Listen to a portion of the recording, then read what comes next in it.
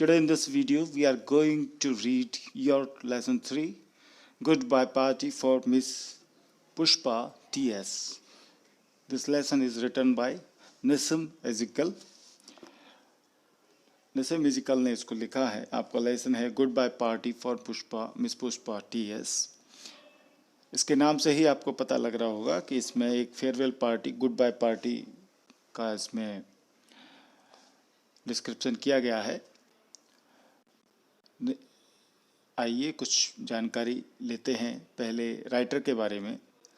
निसिम इजिकल, उनका जो लाइफ स्पान है वो 1924 से स्टार्ट होता है. Is a prominent post independence Indian poet.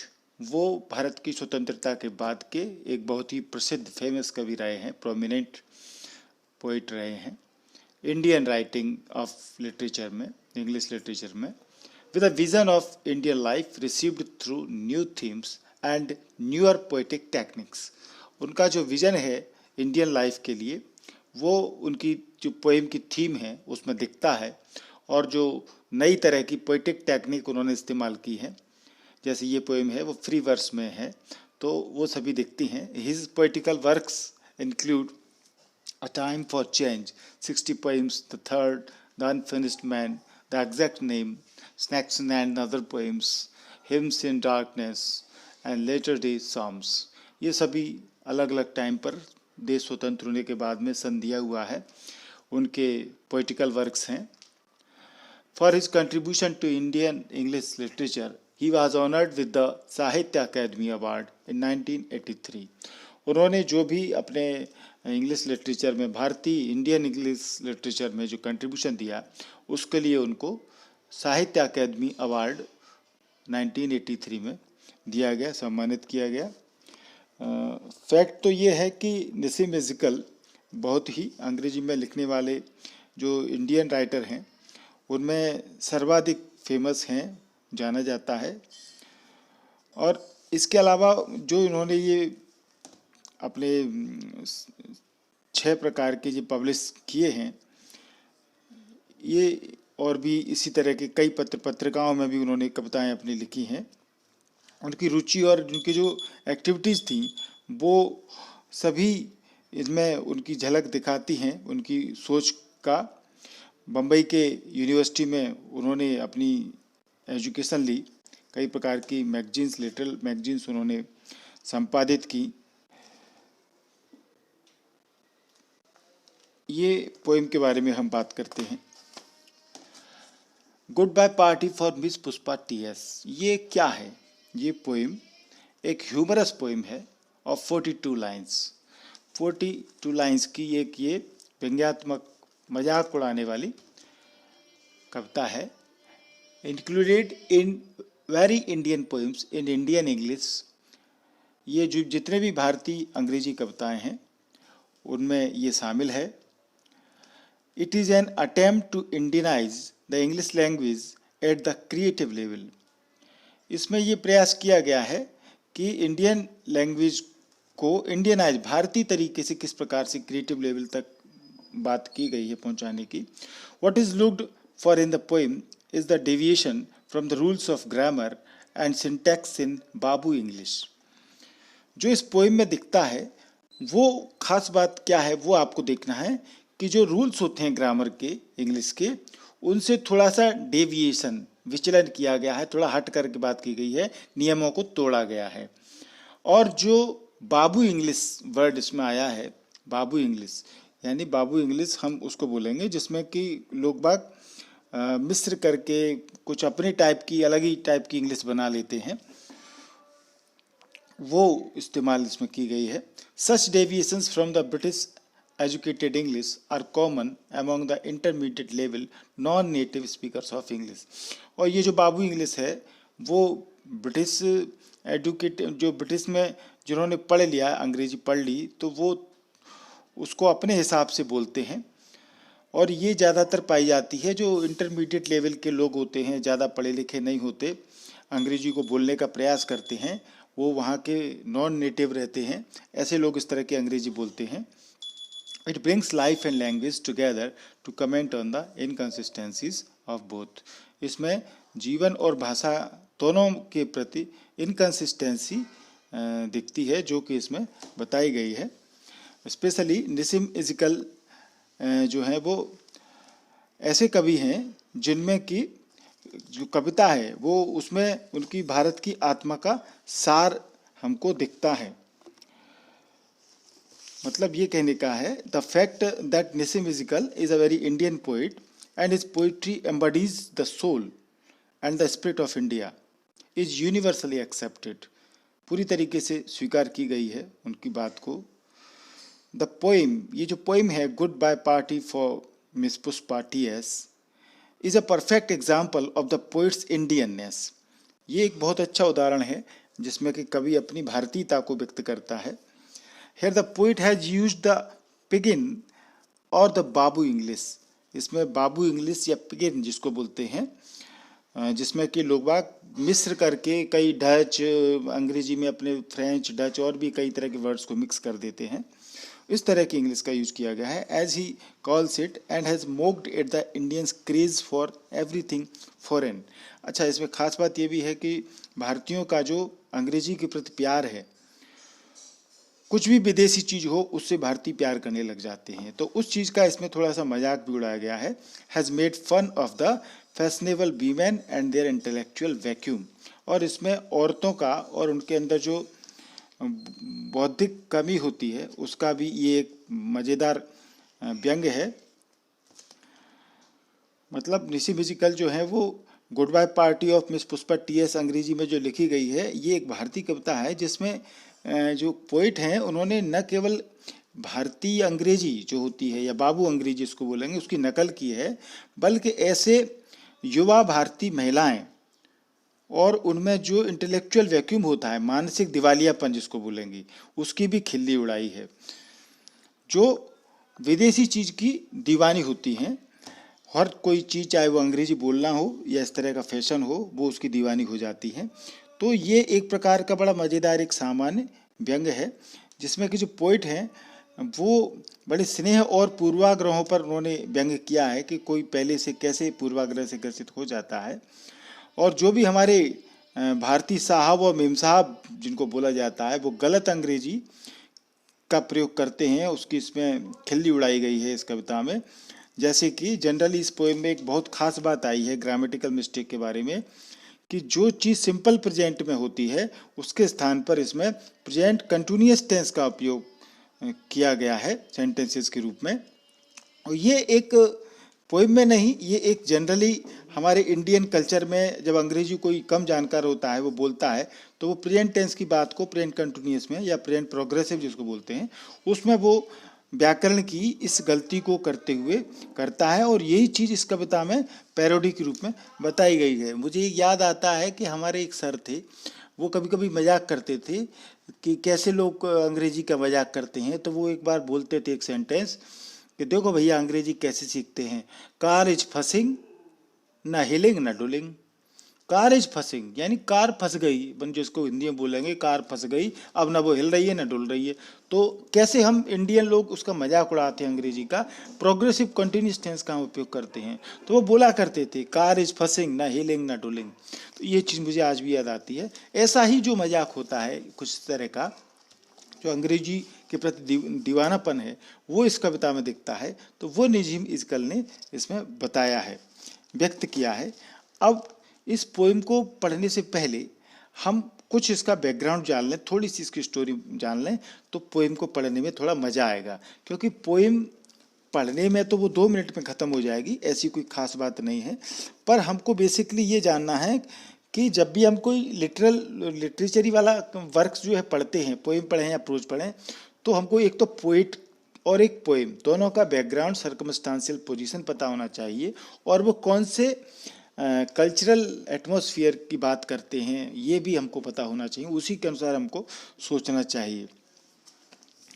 तो ये जो कविता है वास्तव में ये क्या कविता है, इस कविता में एक विदाई पार्टी के भाषण के रूप में है ये, यानी कोई विदाई पार्टी हो रही है जिसमें कि स्पीकर जो है, जो बोलने वाला है, वो एक भाषण स्पीच के रूप में बोलता है ये एक पार्टी का आयोजन, वो एक पार्टी का आयोजन किया जाता है इसमें, जिसमें कि मिस पुष्पा, जिसका नाम टाइटल में दिया है, उसकी फेयरवेल पार्टी जो कहेंगे, विदाई देने के लिए बहुत से फ्रेंड्स को इनवाइट किया जाता है।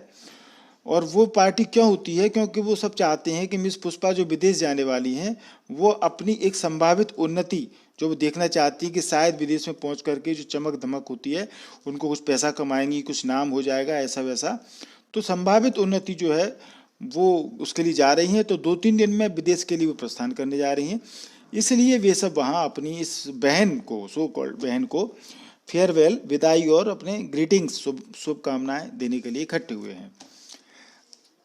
अब इस पोएम में जो स्पीकर है वो मिस पुष्पा के दिमाग, मस्तिष्क और उनका जो दिल है, हृदय, उसके बहुत से गुणों की प्रशंसा करता है। वो उनके अंदर और बाहर दोनों तरह से जो सुंदरता है, वो उसकी बात करता है। अब ये सारी बातें इसमें एक व्यंग्यात्मक रूप में बोली गई हैं। अभी पोएम में आप जब बात करेंगे तो समझ में आ जाएगा। वो मिस पुष्पा की एक विशेषता है कि वो हर समय स्माइल करती रहती हैं, मुस्कुराती रहती हैं, चाहे मुस्कुराने का कोई कारण हो या नहीं हो। यानी कुछ लोगों में ऐसी आदत होती है, तो कारण कोई हंसने का हो या ना हो, पर वो हंसती रहती हैं। वो मुस्कुराना चाहती हैं, इसलिए मुस्कुराती हैं, मुस्कुराना चाहती हैं इसलिए मुस्कुराती हैं। या उनका मुस्कुराने का मूड होता है, क्या मुझे मुस्कुराना चाहिए, मूड हो गया तो मुस्कुरा दी। समझ रहे हो ना? किसी का खाने का मूड होता है, किसी का कुछ अलग अलग पिक्चर देखने का मूड होता है, एंटरटेनमेंट का मूड होता है। तो मिस पुष्पा का हंसने का मूड होता है तो वो हंसने लगती, मुस्कुराने लगती हैं। हालांकि वो एक अच्छे उच्च परिवार की हैं। उनके जो फादर थे वो एक रिनाउंड एडवोकेट थे। इस पोएम में जो स्पीकर है उसको याद आता है कि एक बार सूरत जो गुजरात में है, या वो याद करते हैं कि शायद इस मिस पुष्पा के जो पिता थे वो बुलसर या सूरत के थे। परंतु वहाँ एक इस तरह का नाटकीय दृश्य हो जाता है, वो शंका करता है कि वो कहाँ के थे, उसको याद नहीं आ रहा है। तो वहाँ जो भी उपस्थित लोग हैं उनमें से उसको बताया जाता है, लोग बताते हैं कि वो सूरत के ही थे, टेंशन मत लो। और अच्छी तरह से उसे याद है। वो कहता है कि एक बार जब वो अपने अंकल के एक ओल्ड फ्रेंड के परिवार में ठहरा था, रुका था उनके घर पे, तो उनकी पत्नी अच्छा खाना बनाती थी, किंतु बहुत पहले की बात है, इसलिए उसे इस विषय में कुछ अधिक याद नहीं है। तो ये बात वो बीच में इस पोएम में कहता है। हालांकि ये बात उस पोएम में जो भाषण बोला गया है उसका इस बात से कोई रिलेवेंस नहीं है, पर वो बोलता है। ऐसी इरेलेवेंसी इसकल की कविता में देखने को मिलती है। अब इसके बाद में जो स्पीकर है, जो कविता को बोल रहा है, भाषण जो बोल रहा है उस मीटिंग में, फेयरवेल पार्टी में, वो मिस पुष्पा के बहुत से गुणों का वर्णन करता है। वो उसे एक ऐसी महिला कहता है जिसके लिए, जो कि दोनों तरह की, चाहे वो लेडीज हो चाहे जेंटल मैन हो, लेडीज जेंटलमैन, सब में लोकप्रिय है समान रूप से। बहुत उपकार वाली भी है, काइंड हार्टेड है। वो कभी किसी चीज़ के लिए ना नहीं कहती, बल्कि हमेशा अपने फ्रेंड के लिए तैयार रहती है। जब भी उससे कोई कार्य करने को कहा जाए तो वो हमेशा उत्तर देती है कि वह उसे तुरंत कर देगी, किसी भी काम को जो उसके लिए बोला गया है। तो जो स्पीकर है उनकी इस प्रशंसा, उनकी इस नेचर की प्रेज भी करता है, प्रशंसा भी करता है, और उनको वो बाई कहता है। जैसे बाबू होता है तो कई बार घर में बाई कह देते हैं अच्छे से प्यार से, तो वो बाई कहता है। और अन्य लोगों से वो आखिरी में पोएम में कहता है कि 2 शब्द वो भी मिस पुष्पा के बारे में कहें, और अंत में फिर मिस पुष्पा अपने इस बारे में बोलेंगी, वो कविता होगी। आइए अब इस बैकग्राउंड को जानने के बाद में अब आपको समझ गए होंगे किस तरह की कविता है। तो अब हम इस कविता में देखते भी चलेंगे, और इस कविता में क्या क्या बातें, ग्रामेटिकल त्रुटि जो दर्शाई हैं कवि ने जानबूझ करके, कि जो इंडियन लोग इस्तेमाल करते हैं, अंग्रेजी बोलते समय गलतियां करते हैं, वो उसने बिल्कुल उसकी पैरोडी की है, उसकी नकल की है। एक तरीके से जब नकल करता है ना कोई व्यक्ति, तो उसी ढंग से एजेकिल ने एक बाजारू अंग्रेजी जो होती है उसकी पैरोडी की है। उसने जो ठेठ इंडियन पोइट होते हैं, वो उसने ऐसा प्रमाण दिया है कि वो एक बिल्कुल ठेठ भारतीय कवि है, और वो ऐसे ही जैसे इंडियन लोग इस्तेमाल करते हैं वैसी अंग्रेजी वो लिखेगा। तो सबसे बड़ी बात इस कविता में जो मैंने बताई कि इसमें प्रेजेंट इंडेफिनिट टेंस के स्थान पर प्रेजेंट कंटिन्यूअस टेंस का प्रयोग किया गया है, जो कि हमारी गलतियां होती हैं। अब इस कविता को पढ़ते समय हम पॉइंट आउट करेंगे कहाँ कहाँ ऐसी बात गलतियां इसमें की गई हैं जो कि इंडियन लोग अक्सर करते हैं। Friends, our dear sister is departing for foreign in 2-3 days। अब इसमें देखिए आप, वो कभी ये कहते हैं स्टार्टिंग में ही कि दोस्तों, भाषण देना शुरू कर रहे हैं वो, कि दोस्तों जो हमारी बहन है ये 2-3 दिन में विदेश को जाने वाली हैं। डिपार्टिंग माने विदा होना। And we are meeting today to wish her bon voyage. और हम यहाँ, अब देखिए यहाँ पर ये जो है ना, वी आर मीटिंग, अब आपको क्या लगता है कि ये सेंटेंस सही है? We are meeting, we are meeting continuous में इस्तेमाल हुआ है, जबकि यहाँ पर क्या बोलना चाहिए था? वी हैव मेट, हम मिले हैं, हम आज मिले हैं, इकट्ठे हुए हैं। जबकि वो क्या लिख रहा है? वी आर मीटिंग टुडे, यानी कंटिन्यूस में बात कर रहा है वो, प्रेजेंट वाली। To wish her bon voyage, bon voyage यानी हैप्पी जर्नी जो होती है, यात्रा जिसके लिए वो जाने वाली हैं, तो फ्रेंच वर्ड इसमें यूज किया गया है, बॉर्न वाइज। तो उस समुद्र यात्रा पर वो जाने वाली हैं, तो हमारी इच्छा है, उसके लिए हमने ये पार्टी की है। वी आर मीटिंग, तो यहाँ आप ये देखें, वी आर मीटिंग जो है यहाँ पर क्या होना चाहिए? We have met. तो इस प्रकार की गलतियाँ त्रुटियाँ इंडियन लोग करते हैं। तो उसमें कवि ने बता दिया स्टार्टिंग में कि वो किस तरीके से स्पीच दे रहा है, संबोधित कर रहा है उस मीटिंग में सबको, कि दोस्तों हमारी बहन विदेश जाने वाली हैं 2-3 दिन में, और इसीलिए हम यहाँ इकट्ठा होकर के उनकी हैप्पी जर्नी के लिए मिले हैं। आगे वो क्या बोलता है? फर्स्ट लाइन ही आप देखें, you are all knowing friends. अब ये बताइए, ये किस तरह का सेंटेंस है? ये बोलने का कौन सा वो है? ये कंटिन्यूस में अपन ऐसे इंडियन लोग जो गलती करते हैं वो राइटर ने अच्छे तरीके से इसमें बताई है। यू आर ऑल नोइंग, अब यहाँ क्या होना चाहिए इसकी जगह पर? You all know, you all know, आप सब जानते हैं दोस्तों, ऐसे होना चाहिए, पर कंटिन्यूस का इस्तेमाल किया है, यू आर ऑल नोइंग। ठीक है, तो you are all knowing friends what sweetness is in miss Pushpa. जो मिस पुष्पा हैं वो कितनी अच्छी, मधुर, मीठी स्वभाव वाली हैं। I don't mean only external sweetness but eternal sweetness. मेरा मतलब केवल यही नहीं है कि उनकी बाहरी जो सुंदरता, मधुरता जो हमको दिखती है उसके बारे में बताने से है, बल्कि उनके अंदर जो आंतरिक रूप से जो सुंदरता है, मधुरता है, वो भी कहने का मतलब है मेरा। Miss Pushpa is smiling and smiling even for no reason.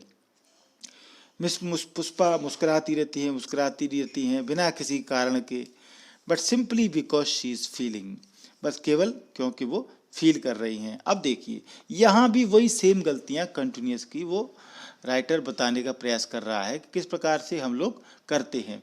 जैसे ये देखिए, smiling and smiling, miss Pushpa is smiling and smiling. अब यहाँ पर इज स्माइलिंग से काम चल सकता था, पर वो डबल स्माइलिंग लिख रहा है। ये देखिए नीचे, बिकॉज शी इज फीलिंग, अब यहाँ पर इस्तेमाल होना चाहिए स्माइलिंग, शी फील्स, क्या होना चाहिए? She feels. तो मिस पुष्पा बिना किसी कारण के हंसती रहती, मुस्कुराती रहती हैं, क्योंकि वो ऐसा फील करती हैं कि उनको मुस्कुराना चाहिए। तो यहाँ पर ग्रामेटिकल त्रुटि भी किस प्रकार से हम लोग करते हैं वो इस कविता में कवि ने बताने की कोशिश की है। आप ये न माने कि कवि गलती कर रहा है, कवि ने ये जो इंडियन लोग इस्तेमाल करते हैं प्रेजेंट इंडेफिनिट की जगह प्रेजेंट कंटिन्यूअस, वो इस तरह का करते हैं। कार इज फसिंग, ना हिलिंग ना ढुलिंग। तो वो जो तरीका होता है उसको बताने का एक व्यंग्य के रूप में प्रयास किया है। वो स्पीच दे रहा है, ऐसे कई लोग स्पीच देते हैं जो अंग्रेजी कम जानते हैं, उनको यही पता नहीं रहता कि वो किस तरह के सेंटेंस बोल रहे हैं। मिस पुष्पा आगे बोलता है वो इसमें अपनी स्पीच में, miss Pushpa is coming from very high family. अब यहाँ फिर से देख लीजिए, मिस पुष्पा इज कमिंग, अब पुष्पा इज कमिंग, अच्छे परिवार से मिस पुष्पा आती हैं, ये कंटिन्यूस बोलने का कोई तुक नहीं है। Her father was renowned advocate, उनके पिता बहुत ही फेमस वकील थे मिस पुष्पा के, इन बलसर और सूरत, बलसर शहर का नाम है और सूरत भी है। तो वो कहते हैं कि उनके पिता एक प्रसिद्ध एडवोकेट थे बलसर या सूरत के। फिर वो बोलता, I am not remembering how which place, मुझे याद नहीं आता है कि वो कौन से स्थान के। अब देखिए, आई एम नॉट रिमेम्बरिंग, ये भी गलती है ग्रामेटिकल। यहाँ आई एम नॉट रिमेम्बरिंग, इसकी जगह क्या होना चाहिए? I do not remember. क्या होना चाहिए? आई डू नॉट रिमेम्बर, मुझे याद नहीं आता है कि वो कौन से स्थान से थे, यानी वो कंफ्यूज हो रहा है कि वो बलसर के थे या सूरत के थे उसके पिता। तो अगेन यहाँ पर हम देख रहे हैं आई एम नॉट रिमेम्बरिंग में प्रेजेंट इंडेफिनिट का इस्तेमाल होना चाहिए, आई डू नॉट रिमेम्बर। तो वो उसने अपनी बात अब तक जो बताई, उसने कह दिया कि दोस्तों विदाई पार्टी में विदेश जाने वाली हैं 2-3 दिन में मिस पुष्पा, इसलिए हमने ये मीटिंग रखी है, पार्टी रखी है। और आप सब जानते हैं कि वो मिस पुष्पा कितनी अच्छी हैं, वो बाहर से भी और अंदर दोनों तरफ से बड़ी ही अच्छी हैं, हमेशा मुस्कुराती रहती हैं जब भी उनकी इच्छा होती है। तो मिस पुष्पा बहुत ही अच्छे परिवार से आती हैं, उनके पिताजी बहुत फेमस वकील थे, बलसर या सूरत के थे। वो कंफ्यूज हो जाता है, आई एम नॉट रिमेम्बरिंग, यानी मुझे याद नहीं आ रहा है, वो इसका कहने का मतलब है कि वो कौन से स्थान के थे। तो तभी उनमें से जो पार्टी में लोग सुन रहे हैं इस भाषण को, उनमें से कुछ बीच में बोल देते हैं, क्योंकि जब वो कंफ्यूज होता है तो सूरत, कोई बोला उनमें से सूरत, यानी कि वो कंफर्म करता है कि वो सूरत के थे। यस, तो कभी कहता है यस, हाँ हाँ हाँ। Once only I stayed in Surat with family members, एक बार मैं सूरत में फैमिली मेम्बर्स के साथ रुका था। कौन सी family member? Of my uncles very old friend, जो मेरे अंकल के पुराने दोस्त थे उनके घर परिवार में मैं रुका था। His wife was cooking nicely, उनकी पत्नी बहुत अच्छा खाना बनाती थी। दैट वॉज लॉन्ग टाइम एगो, बहुत पहले की बात है। ऐसे वो कहता कहता शुरू हो जाता है। तो अब यहाँ पर उसने लाइनों में क्या गलती की है स्टेंजा में, ये देखिए कि फैमिली मेंबर्स, आप देखिए फैमिली मेंबर जो हम इस्तेमाल करते हैं, कोई से भी आप जनरल बातचीत में देख लेंगे तो बोलेगा ये कौन है, अरे हमारे फैमिली मेंबर हैं ये। तो यहाँ पर क्या होना चाहिए, सही वर्ड क्या होता है? मेंबर्स ऑफ द फैमिली, ठीक है ना, क्या होता है? मेंबर्स। तो यहाँ पर मेंबर्स ऑफ द फैमिली ऐसा होना चाहिए था। दूसरा, यहाँ वाज कुकिंग, देखिए आप, वाज कुकिंग, कुक्ड हो सकता था पर कुकिंग, वाज कुकिंग। और यहाँ ये देखिए अक्सर कई बार टाइम, अब टाइम शब्द एक्स्ट्रा है, फालतू में है, जरूरत ही नहीं है। लॉन्ग एगो, लॉन्ग एगो का मतलब ही ये होता है बहुत पहले की बात है, तो टाइम शब्द का एक्स्ट्रा यूज किया गया है। यानी ये जो चीज़ें गलतियां हम इंग्लिश ग्रामर में करते हैं वो कवि ने बताने की कोशिश की है। हालांकि उस कविता में वो क्या कहना चाह रहा है, हम लोग फीलिंग्स पर ज़्यादा ध्यान देते हैं, भावनाओं पर ध्यान देते हैं, इसलिए कहते कहते बोल देते हैं अरे भाई मिस्टेक मत देखो, हमारी जो फीलिंग है उसको समझो। तो उन गलतियों को वो छिपाना चाहते हैं। बेहतर है हिंदी बोलें, इंग्लिश बोलें ही नहीं, कहने का मतलब ये है, आए तो बोलें, न तो न बोलें। फिर इसके बाद में वो कहता है coming back to miss Pushpa, she is most popular lady with man also and ladies also. अब उसको लगता है कि साहब हम विषय से भटक रहे हैं। वो जब याद करता है सूरत की तो फिर वो वापस आ जाता है। चलिए अब हम वापस मिस पुष्पा पर आते हैं। वो बहुत ही पॉपुलर लेडी हैं, लोकप्रिय औरत हैं, लेडी हैं, with man also and ladies also. औरतों, आदमियों में भी लोकप्रिय हैं और औरतों में भी लोकप्रिय हैं। अब ये कह रहे हैं, अब आपने देखा है कभी हम जब बोलते हैं तो लेडीज एंड जेंटलमैन ये बोलते हैं हम। यहाँ देखिए वो क्या बोल रहा है, एक तरफ तो उसने मैन बोला है और फिर वो लेडीज बोलता है, man also and ladies also, ठीक है। तो लेडीज की जगह वुमेन का इस्तेमाल हो सकता था, जो उसको करना चाहिए था। और ऑल्सो को भी उसने 2 बार लिख लिया है, ये भी एक्स्ट्रा है। तो अब वो आप समझ गए ना, वो फिर कहता है कि चलो हम लेडी पुष्पा की बात करते हैं, वापस आते हैं द्वारा उन्हीं की बात पर। अब आगे वो क्या कहता है, इसमें जो आगे स्टेंजा है इसमें, whenever I asked her to do anything, वो उनकी जो गुण है मिस पुष्पा के, उनकी प्रशंसा करता है। वो कहता है कि जब कभी मैं उनसे कुछ करने को कहता हूँ, शी वाज सेइंग, वो कह रही थी, शी वाज सेइंग। तो यहाँ भी आप देख लें किस प्रकार से ग्रामेटिकल गलतियाँ हो रही हैं। Just now only I will do it, थोड़ा रुकें और मैं ये कर दूंगी। हमेशा उनका जवाब यही होता है, थोड़ा रुकें और मैं कर दूंगी। जस्ट नाउ, ये आप देखें, that is showing good spirit, और इससे ये पता लगता है कि वो एक अच्छी गुड स्पिरिट वाली हैं, अच्छा उत्साह, अच्छी विलिंगनेस उनके अंदर है काम को करने की। कोई भी उनसे कहता है तो वो कभी मना नहीं कहती, वो हमेशा हाँ कहती हैं। I am always appreciating the good spirit, मैं हमेशा उनकी अच्छी प्रशंसा करता हूँ, इस अच्छी भावना की। Pushpa miss is never saying no. अब मिस पुष्पा की जगह पुष्पा मिस पुष्पा मिस कभी ना नहीं कहती हैं। वट एवर आई और anybody is asking she is always saying yes. मैं या कोई दूसरा भी उनसे जो भी कभी कहता है तो वो हमेशा यस कहती हैं।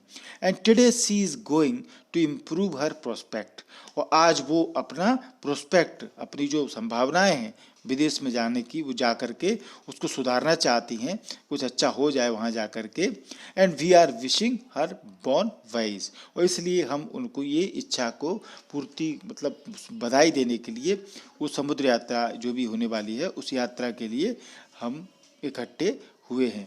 अब यहाँ पर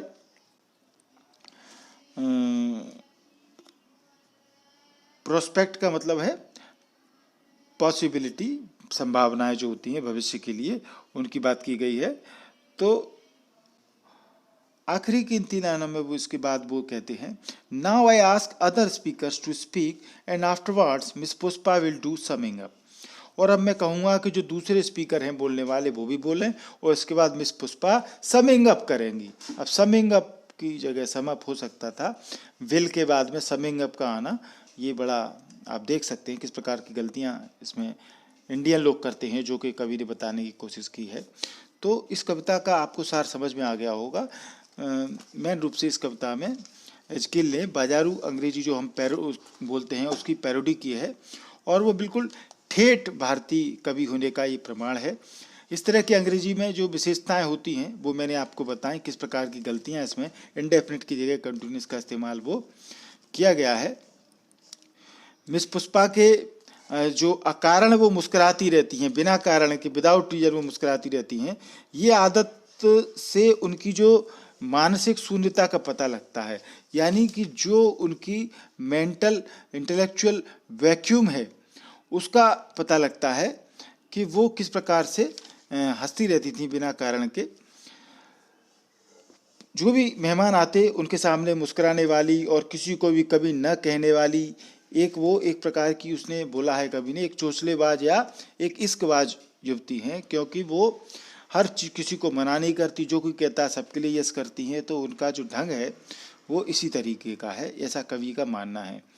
और ये भी ध्यान रखने वाली बात है कि यहाँ जो ये गीत बोला गया है एजकिल ने, उसको बिल्कुल बाजारू अंग्रेजी के रूप में ही केवल प्रयोग नहीं किया है, बल्कि इसमें जो टेक्निकल चेंजेज हैं, तकनीकी परिवर्तनों से भी उसने बताया है।